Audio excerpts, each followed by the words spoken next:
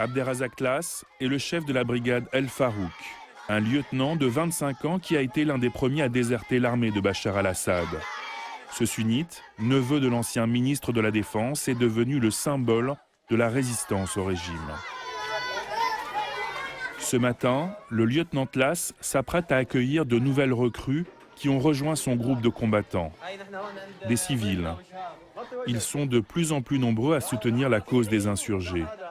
Ils représenteraient aujourd'hui jusqu'à 10% de leurs effectifs. Ces nouveaux vont rejoindre les autres aux barricades. C'est grâce à elles qu'on protège tous les accès à Bab Amar. Le plus gros de nos troupes se trouve donc au checkpoint. Et comment vous protégez les manifestations? On surveille les entrées et les rues qui mènent aux manifestations. Et les manifestations ont lieu entre les maisons, hors de portée des tirs de l'armée et des snipers.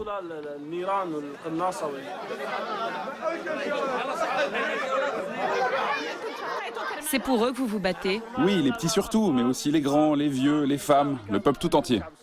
Ils constituent un message clair pour Bachar. Oui, c'est eux les héros, la génération de la liberté.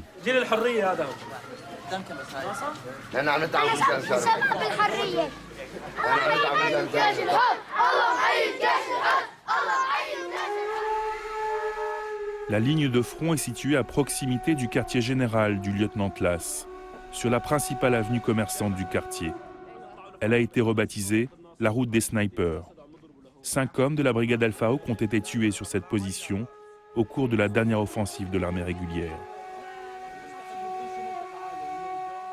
On ne peut pas atteindre, car elles sont postées trop loin de nous, comme les obus de mortier et l'artillerie lourde.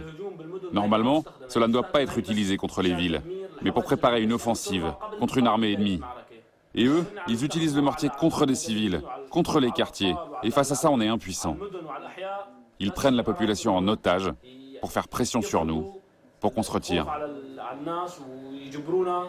انه نترك الناس ونخرج برا.